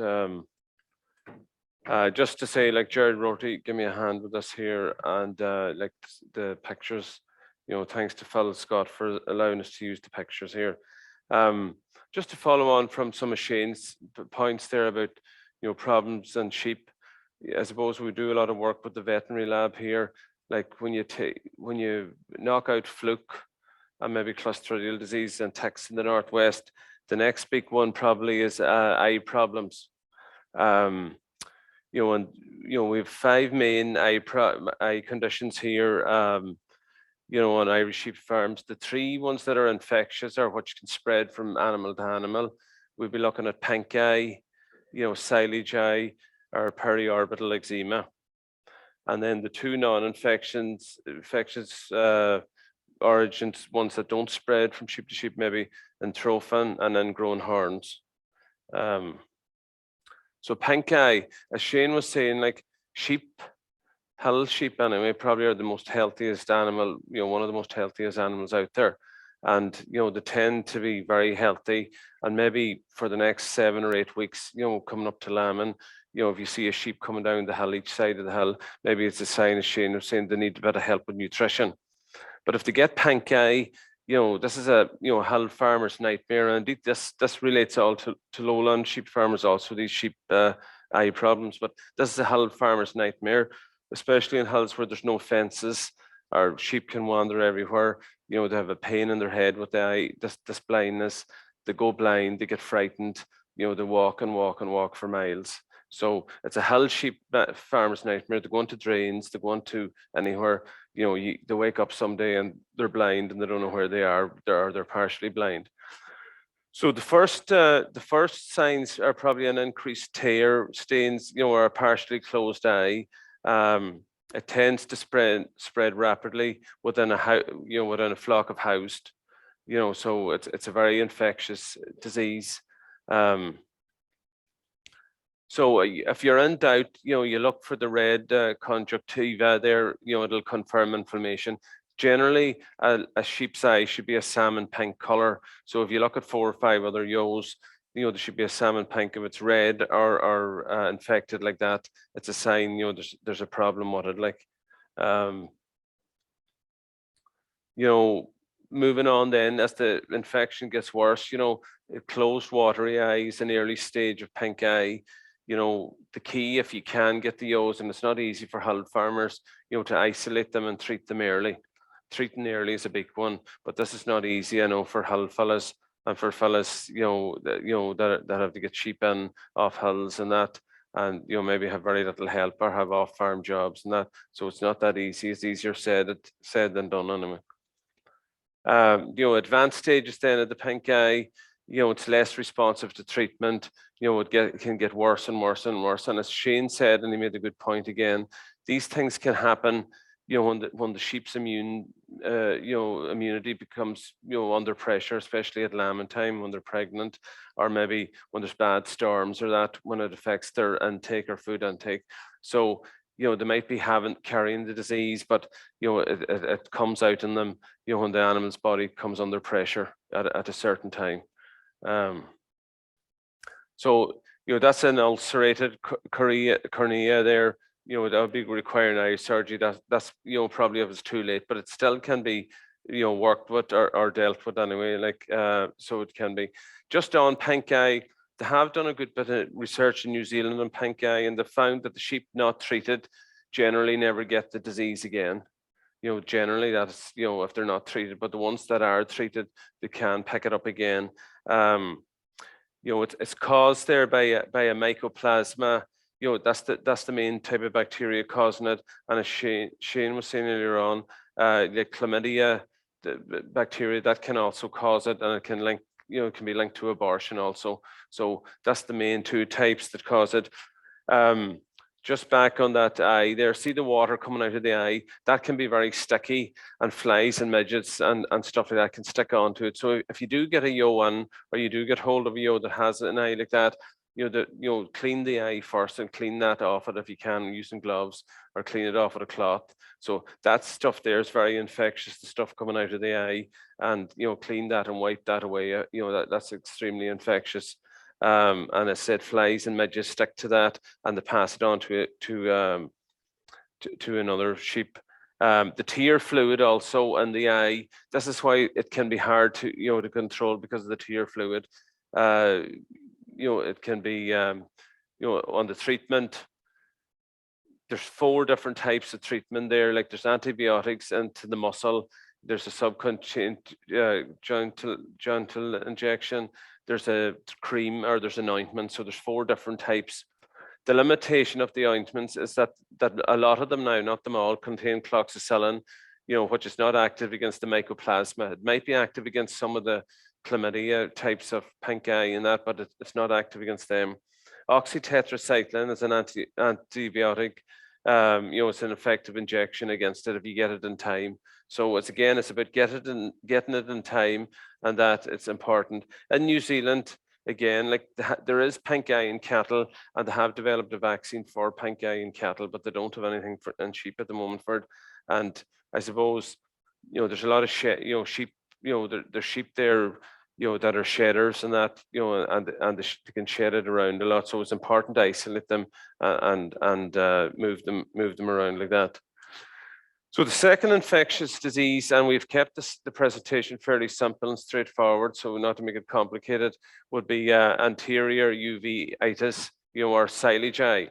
And this can be confused a lot of the time with pink eye. If you treat for pink eye and, you know, it doesn't heal up, maybe with oxytetracycline, it might be that you have silage eye.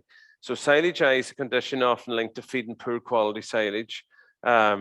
Signs of infection include cloudy eyes in the sheep and a watery discharge, again, similar to pink eye. Again, treatment options are for pink eye, topical antibiotics and ointment, or aerosol or intramuscular antibiotics.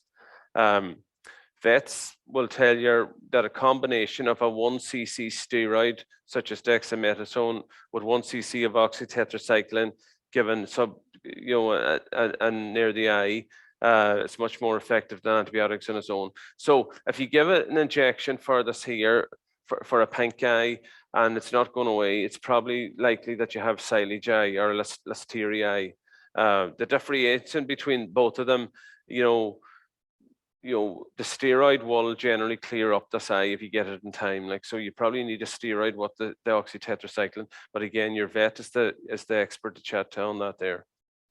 So silage eye, feeding bad silage, moldy silage, and that it gives this listeria type eye. The eye will start going bluish color like that, or kind of going blind like that there, and kind of a scum coming on it. So the pink eye can be similar, but the pink eye should go away with the oxytetracycline. If it doesn't, it generally means that you might have this silage eye. Again, the silage eye, and it becomes grey then in the end, and it can lead to blindness. And putting sheep in maybe sometimes it's not great either for getting rid of these diseases. You're better keeping them outside if you had a safe place to keep them outside. So the go grey with that, with that eye like that there. So the third infectious disease then, the third one that can be passed on between sheep would be this periorbital eczema, or kind of a rash. The skin around the eye is damaged, allowing for the entry of the Staphylococcus aureus. This occurs when there's not adequate room at troughs or feeders, and it can result in swollen eyes and limited vision due to swelling and lesions forming around the eyes. It responds very well to intramuscular antibiotics such as amoxicillin or oxytetracycline. So this is basically from sheep crushing into troughs, and that like in a rugby scrum where all the players would just running after the ball. So where it's too tight, feeding in that, and the sheep start battering against each other's heads, and you can get wounds around the eye in that. I just put up there in a rough idea for feeding there, 45 centimeters there for lighter type sheep, maybe 60 centimeters or nearly 2 foot for bigger, heavier type ewes. So that will be a rough guide that you need anyway around troughs and that. And also the problem is a lot of the time, shades can be dark and they mightn't be great light, and you mightn't see the eye till it's too late. So the biosecurity after introducing pink eye and other diseases: minimize spying and breeding sheep if you can, isolating bought-in sheep for 4 weeks if you can. It's not easy. Again, it's easier said than done, these things. Buy farm to farm from farms of known disease status, if you know where you can buy the sheep from, and monitor daily for signs of all diseases for 4 weeks, bearing in mind the stress of transport.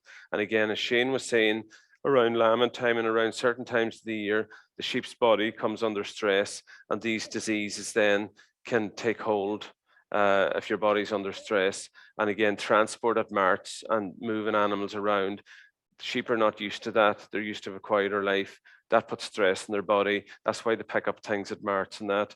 And sometimes they can be carriers of these diseases. Maybe they go to the mart fine, but it's in their body already, and maybe they pick up stuff, but then their immunity goes down a bit with the stress, and it spreads. So you can spread that disease into your flock very handy the next day or the next week. And but if you can isolate the sheep that you buy in for 4 weeks is meant to be, but this is not easy done. Like, we do know that there. So the other two then, non-infectious eye conditions and trophin. This is an inward rolling of the eyelid. The outer part of the eyeball, it leads to infection and ulceration.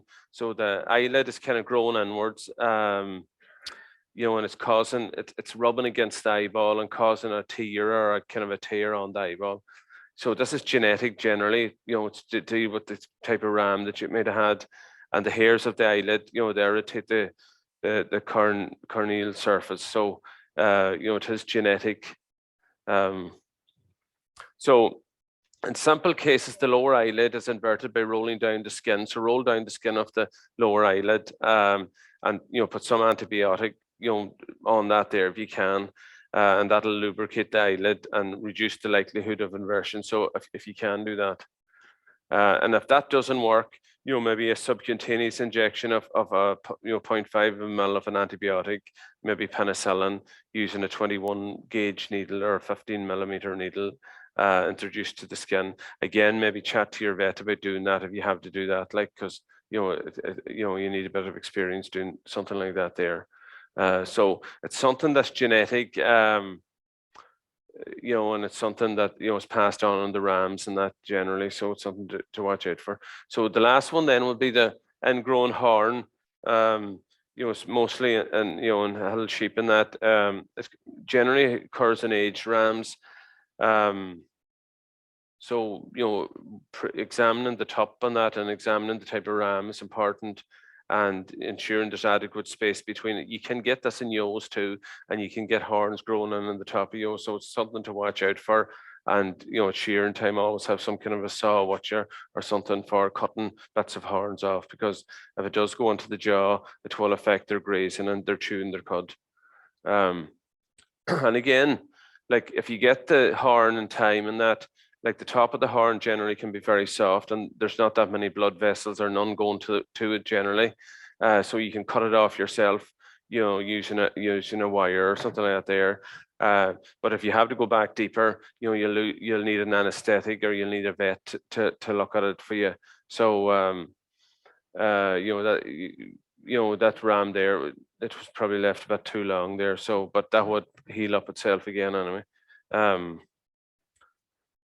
So the basic principles for all infectious eye conditions, the use of a non-steroidal anti-inflammatory like flunixin, like as I said before, if held sheep or sheep get blindness, there's pain in it. So a jag of flunixin should be given anyway to ease the pain, and stop the at least it'll take the fright out of them.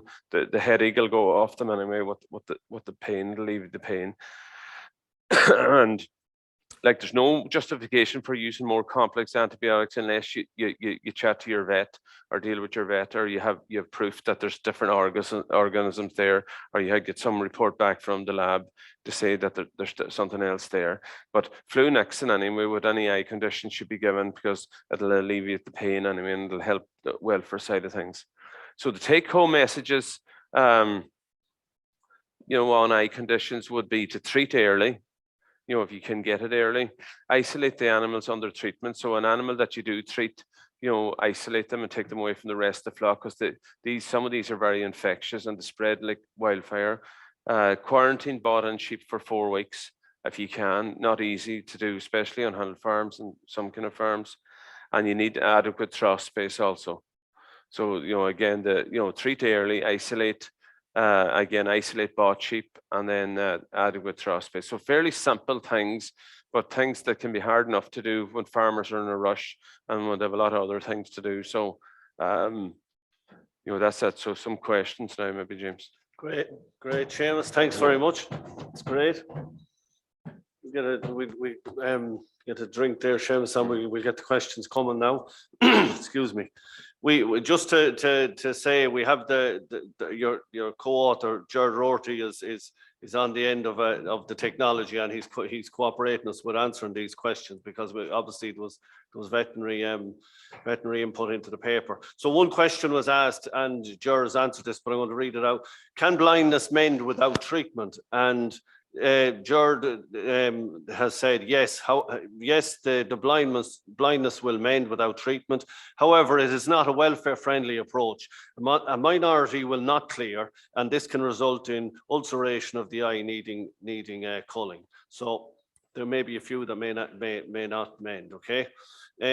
Is there a higher prevalence of sheep this year with? First time a sheep going blind this year in January won't be lambing until April. The answer Gerard came back was the harsh weather as seen this year can bring on outbreaks of pink eye to farmers. Okay, another question here for Gerard. Is it possible to give steroids to pregnant ewes? Okay, the challenge with steroids, and I have to be very careful here, the challenge with steroids in sheep is you are working with products unlicensed under cascade mechanism.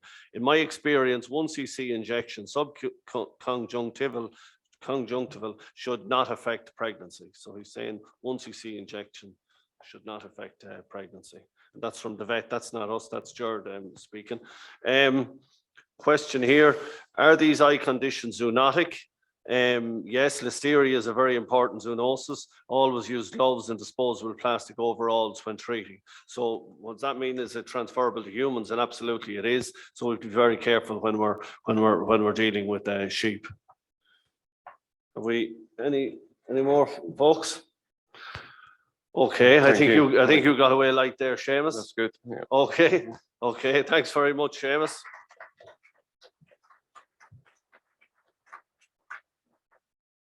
Okay, look, that's all of our speakers, and I just want to say a huge word of thanks to our speakers. So I'm going to pass over to my colleague, Damien Costello, who's going to close off the conference this evening. Okay, thanks, James. I'll be very brief, folks. Just a quick reminder that inside your conference proceedings booklet, you'll see this take-home messages sheet. And really, I suppose the challenge is to maybe implement some of the key points that you've learned here tonight that will help you on your home farm. The other thing just that my colleague Jonathan is giving out there is a quick exit survey. And we'd really appreciate your feedback in terms, so we can further improve these type of events in the future. Just on behalf of the organising committee, a few thank yous. Firstly, I suppose to our speakers, Patricia, Frank, Shane, Seamus and Ger. Thank you very much for your very informative papers this evening. I think there was lots in them. To James Keane, the local area manager here. Thanks, James, for chairing the proceedings, and also to James and the local Teagasc staff for their help in organising and publicising this event. Thanks to our director for travelling down to open the conference for us this evening. A special word of thanks to Declan McCardle for making the live streaming of this event a possibility, and also to Mike Dervin and Brendan Nugent for the sound system and the projector screens. Finally, to yourselves, great to see people back in the room in person here tonight, and also special thanks to those who joined online. Thanks for your questions and your comments. And just a reminder that the proceedings will be available to view on the Teagasc YouTube channel in the coming days. As I said, it's great to see people attending and great to be meeting people at these in-person events again. Just a date for your diary is on Saturday, the 18th of June. Teagasc will be hosting a technical sheep open day at our Teagasc Research Centre in Athenry. So it's just we look forward again to meeting lots of you there on the day. To our online viewers, I suppose it's good night. To those of you that are in the room, I'd like to invite you to join us for some tea, coffee and refreshments, and safe home to everybody afterwards. Thank you very much and good night.